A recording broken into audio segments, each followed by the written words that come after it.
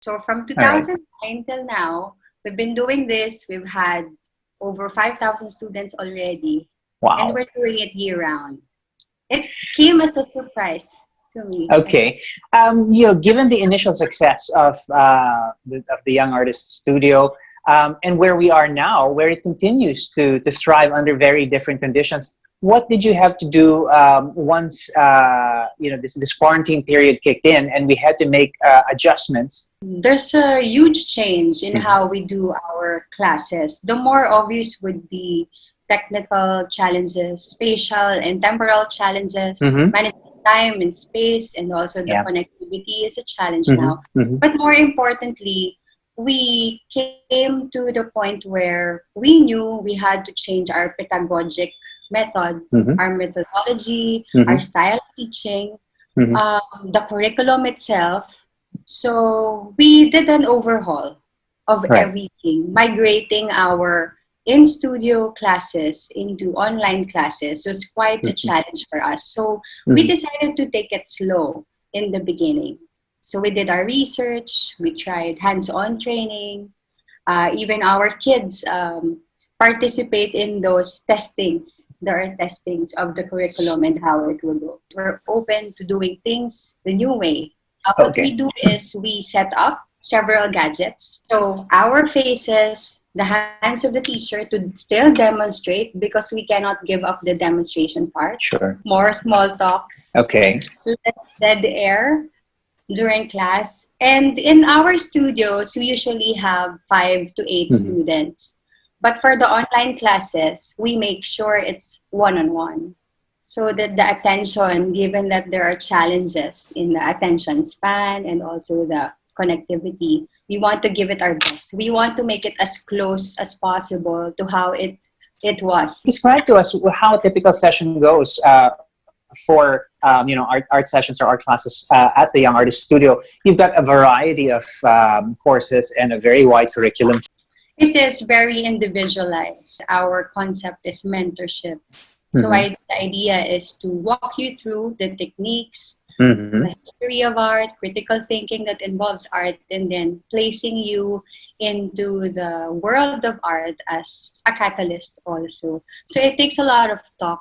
It takes a lot of getting to know. So Mm-hmm. usually the classes start with talking. Okay. That's why our classes are lengthy. In our studios, it takes 2 hours, but Mm-hmm. online we do it an hour and a half because it's one-on-one. Right. There's obviously a great benefit to honing your skills at art. What would you say are the side benefits or not, the not so obvious benefits of indulging in or taking part in art sessions like this? Honestly, as an artist and a teacher, I really hold on to the fact that we all are artists. Mm-hmm. So Mm-hmm. the idea is if you haven't tapped with that side of yourself, you're missing something. Once creativity is activated, everything becomes light. Okay. It's not so obvious. It's beyond the ability. It's beyond the Mm-hmm. skill of like copying or constructing images. Mm-hmm. The more beautiful part of it is actually the deconstruction. Like you Okay. see objects, you see Mm-hmm. scenes, landscapes, and then you're able to deconstruct that. And that's Okay. very critical and very emotional too. Right. So it's a whole lot of, I would say it's about the being.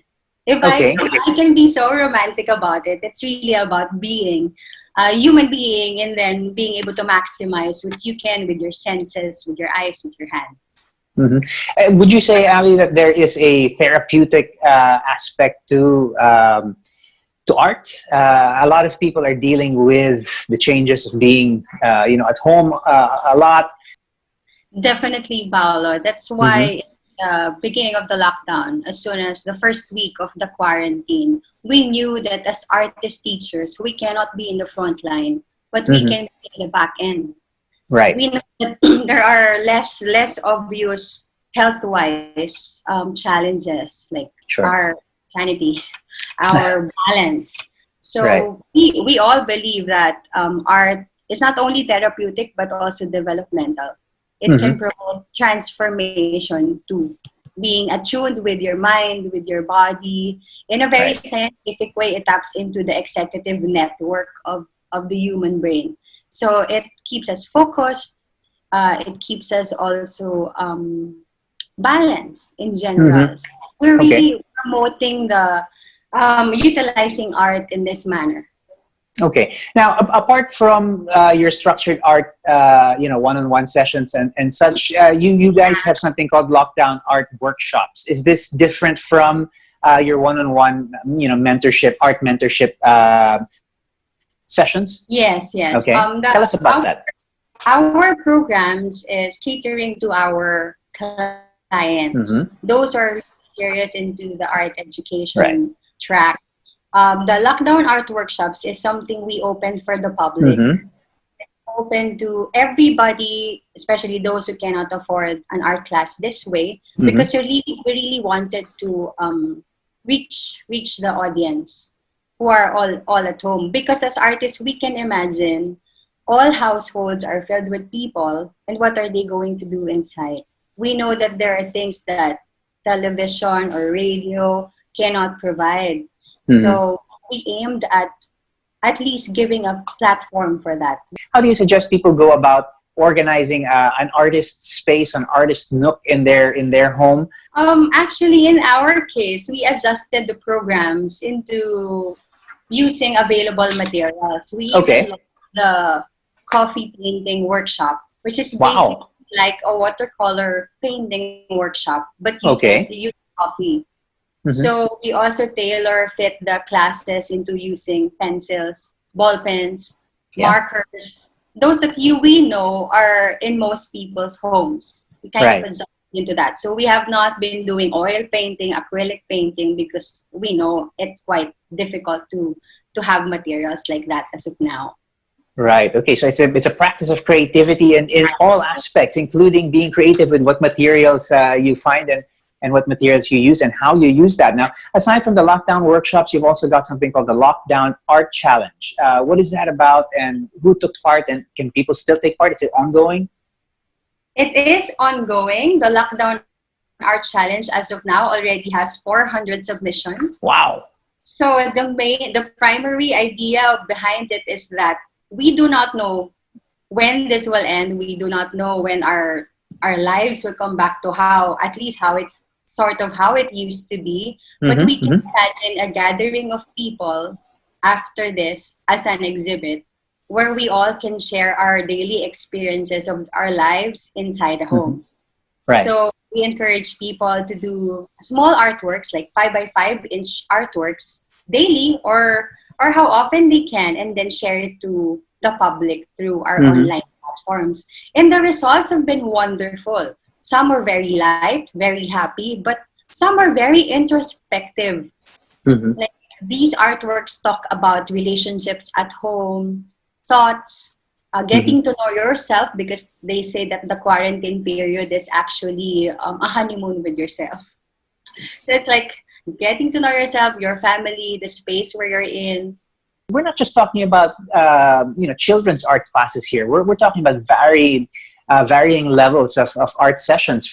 Yes, we are. It's been a misconception that we only cater to kids, but Mm-hmm. actually we have more adult students than Mm-hmm. kids.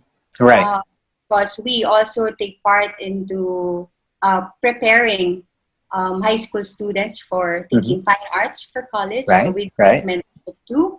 We also Uh-huh. have quite a lot of adult students who are professionals, lawyers, doctors, leaders, who really want to have a balance in their life. They Right. kind of use it as stress reliever, Yeah. but also a discovery of what they can do, the Mm-hmm. challenge of really trying to figure out if you can do something you thought you cannot, or going Mm-hmm. back to your passion. What place then does creativity and art have in a world that is so focused on issues of the economy, issues of health?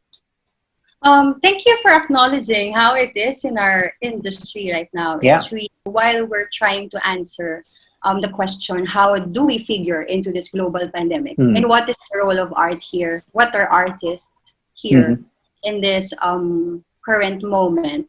there are also economic challenges that we cannot really solve ourselves. So the Mhm. industry, the arts and culture industry, is really in a tough situation. Maybe as anything else, but even more so because we are not considered essential. Mm. And that idea has been a battle for us since the beginning, even before the pandemic. Art, I think, and creativity has been in the sidelines of everything, even if we Mhm. know that it's a core of success for many of us, because Mhm. creativity, if I can be able to translate it in Filipino, it could be discarte, which is Mm. really important. So we know that we, as artist teachers, we have that role to spread that skill.